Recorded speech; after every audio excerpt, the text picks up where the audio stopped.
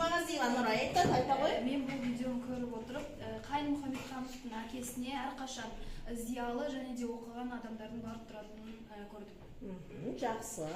Так, Елдар айтам дейді, Елдарды тыңдайық. Мен бұл видеоны көріп отырып, Қайын Мұхамедхановтың Алаш партиясының ең соңғы тұяғы екенін білдім. Өте жақсы, міне қандай жақсы ақпараттарды біліп отыр. Нұрғанат Саматов айта ғой.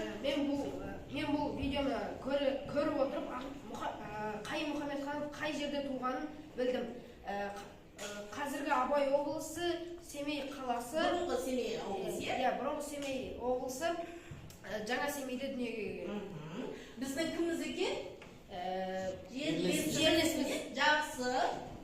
Енді Аяжан Мен бұл видеороликті көріп отырып, 25 жыл Карлаг лагерінде болғанын білдім. Карлаг лагерін қайдан білесің? Біз Қазақстан тарихынан. Жақсы. Арнұр Ахметхан айта ғой.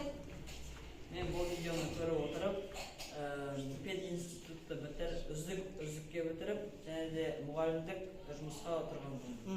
Өте жақсы балалар. Тағы кімде ақпарат бар, білесіздер ме? Сонымен қатар кім екенін білді? Абай танушы.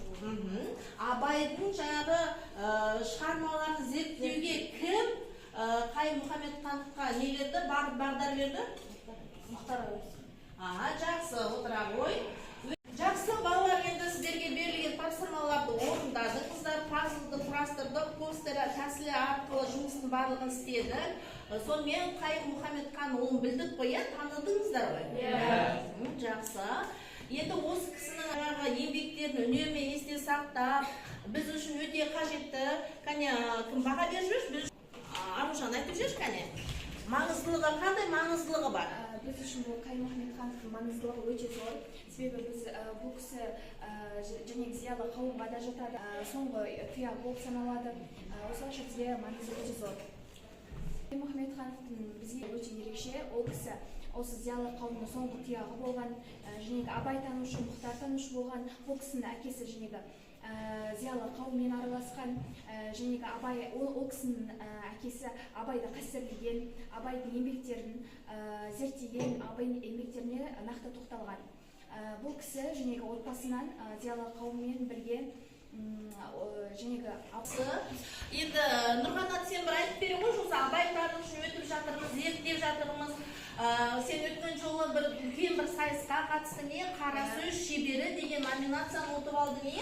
Мектеп үшін жақсы. Енді бізге сол күні айтып берген осы Абайдың 19-шы қара сөзін айтып бере қойшы. Не туралы айтқан? 19-шы қара сөз. Адам ата-анадан туғанда есті болмайды. Естіп, көріп, ұстап, татып ескерсе, дүниедегі жақсы жаманды таниды дағы, сондайдан білгені, көргені көп болған адам білімді болады. Естілердің сөздерін ескеріп жүрген кісі өзі де есті болады. Сол естілерден естіп, білген жақсы нәрселерді ескерсе, ойда сақтаса, жаман дегеннен сақтаса, сонда іске жарайды. Сонда адам десе болады. Жақсы, өте жақсы балалар, мен отыра ғой Нұрғанат. Өте тамаша. Сонымен балалар, біз жаңағы Абай Құнанбаевтың 19-шы қара сөзінде айтылған жаңағы мына бізге берілген бағыт-бағдарын түсіндік па? Иә. Жақсы, ендеше балалар, бүгінгі сабағымыз осымен аяқталды.